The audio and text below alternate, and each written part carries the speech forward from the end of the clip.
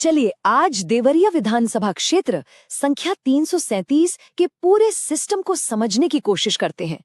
ये सिर्फ चुनावी नतीजों का विश्लेषण नहीं है, बल्कि ये इस बात की एक गहरी पड़ताल है कि जमीनी हकीकत, डेटा और लोगों की उम्मीदें मिलकर एक बेहतर शासन का खाका कैसे बना सकती हैं। देखिए, किसी भी जगह की राजनीति को अगर समझना है तो सबसे पहले उसकी जमीन को समझना पड़ता है।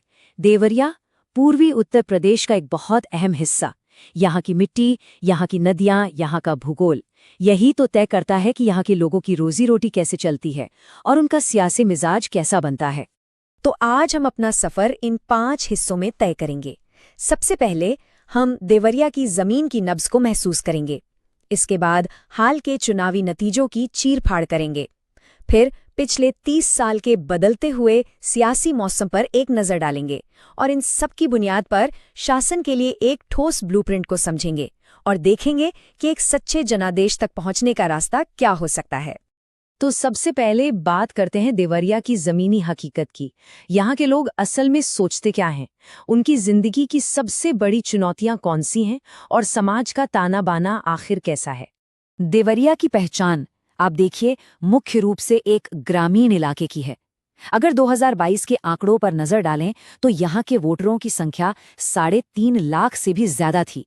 ये पैमाना ही हमें बता देता है कि यहाँ की राजनीति की जड़ें कितनी गहरी हैं, गांव, खेत और किसानी से जुड़ी हुई। तो जब आप वहाँ लोगों से बात करते हैं, चौपाल पर, चाय की दुकान पर, तो कौन से मुद्दे उठते हैं? सबसे पहली और बड़ी चिंता है बेरोजगारी, नौजवानों के भविष्य का सवाल। फिर आती है महंगाई, जो घर का पूरा हिसाब किताब बिगाड़ देती है। इसके अलावा कानून और व्यवस्था की स्थिति कैसी है, सरकारी योजनाओं का फायदा सही लोगों तक पहुंच भी रहा है या नहीं, और खेती किसानी का संकट। ये वो असल मुद्दे हैं जो हर वोटर की जिंदगी पर सीधा असर डालते हैं। अच्छा, अब जरा आंकड़ों की दुनिया में चलते हैं। 2022 के चुनाव के नतीजे हमें क्या बताते हैं? ये हमें दिखाएंगे कि देवरिया के लोगों ने क्या फैसला सुनाया और उस फैसले के पीछे की असली कहानी क्या है। 40,655 ये सिर्फ एक नंबर नहीं है, ये 2022 में जीत और हार के बीच का अंतर है। ये आंकड़ा हमें जीत के पैमाने का एक साफ अंदाजा देता है और ये अपने आप में बहुत कुछ कहता है। अब जरा इस टेबल पर नजर डालिए। 2017 और 2022 दोनों ही चुनाव बीजेपी ने जीते, पर कहानी आंकड़ों के अंदर है।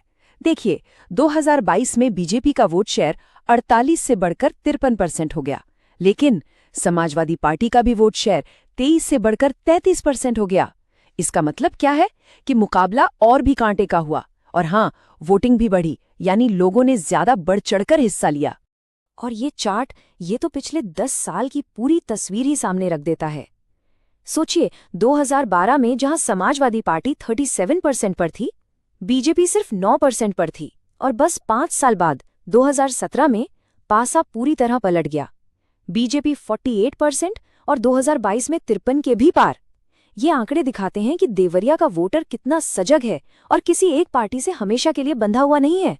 इन सब आंकड़ों और समीकरणों के बीच एक बात हमेशा याद रखनी चाहिए, जनता और सरकार का जो रिश्ता है वो भरोसे पर टिका है, और ये भरोसा तब मजबूत होता है जब हर वोटर की आवाज को उसके मान सम्मान के साथ सुना और समझा जाए। एक जिम्मेदार हुकूमत की यही तो पहचान है। अब देवरिया की राजनीति को गहराई से समझने के लिए वहां के सामाजिक गणित को भी देखना होगा। यहाँ का चुनावी नतीजा काफी हद तक इस बात पर निर्भर करता है कि ओबीसी, जिसमें यादव और कुर्मी जैसी जातियां हैं, अनुसूचित जातियां जिनमें पासवान और पासी समुदाय हैं, और सवर्ण जातियां जैसे भूमिहार और राजपूत, इनके बीच समीकरण कैसे बैठते हैं। चलिए अब थोड़ा इतिहास में झांकते हैं। पिछले 30 सालों में देवरिया का सियासी मिजाज कैसा रहा है। एक बात तो साफ है, ये सीट कभी भी किसी भी पार्टी के लिए एक महफूज किला नहीं रही है। जरा इस सफर को देखिए।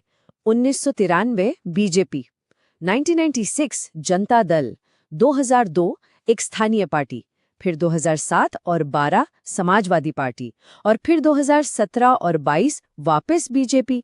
ये पैटर्न क्या बताता है? यही कि यहाँ का वोटर बदलाव चाहता है और मुकाबला हमेशा दिलचस्प रहा है। तो सवाल यह है कि ये वोट आखिर खिसका कैसे?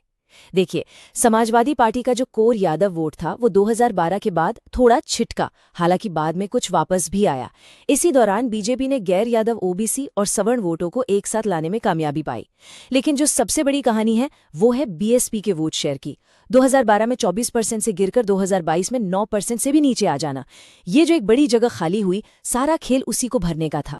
तो अब तक हमने जो भी समझा, जमीनी मुद्दे, आंकड़े, इतिहास, इस सब को अब एक एक्शन प्लान में कैसे बदला जाए, ये विश्लेषण सिर्फ समझने के लिए नहीं है, बल्कि इसके आधार पर एक बेहतर शासन का रास्ता बनाने के लिए है। हर चुनाव असल में दो कहानियों की टक्कर होता है। एक कहानी सत्ताधारी पार्टी सुनाती है, कानून व्यवस्था, राष्ट्रीय सुरक्षा और योजनाओं के लाभ पर। दूसरी कहानी विपक्ष सुनाता है, बेरोजगारी, महंगाई, किसानों की दिक्कतें और स्थानीय भ्रष्टाचार पर। देवरिया का वोटर इन दोनों में से किस कहानी पर ज्यादा यकीन करता है, जीत हार इसी पर तय होती है। अगर हम विपक्ष के नजरिए से देखें तो उनकी ताकत क्या है? पुराना कैडर और जमीनी नेटवर्क। कमजोरी? कार्यकर्ताओं का मनोबल और वोटों का बिखराव। मौका कहाँ है? सरकार के खिलाफ लोगों की नाराजगी और आर्थिक मुद्दे। और चुनौती क्या है? सत्ताधारी दल के संसाधन और ध्रुवीकरण का खतरा। तो इस समझ के आधार पर एक कारगर रणनीति क्या हो सकती है? पहला कदम, यादव और दलित बहुल इलाकों में बूथ लेवल पर टीम को दोबारा खड़ा करना। दूसरा, एक मजबूत स्थानीय ओबीसी या दलित चेहरे को आगे लाना। तीसरा, नौकरी और सरकारी योजनाओं की कमियों पर एक सीधी और सच्ची कहानी बनाना। चौथा, छोटे सामाजिक समूहों से तालमेल बैठाना। और आखिरी कदम, जमीन पर और डिजिटल दोनों जगह पूरी ताकत से अभियान चलाना। और हाँ, आज के डिजिटल जमाने में लोगों तक पहुंचना तो आसान है, पर इसके साथ एक बहुत बड़ी जिम्मेदारी भी आती है। लोगों की निजता का, उनकी प्राइवेसी का सम्मान करने की जिम्मेदारी।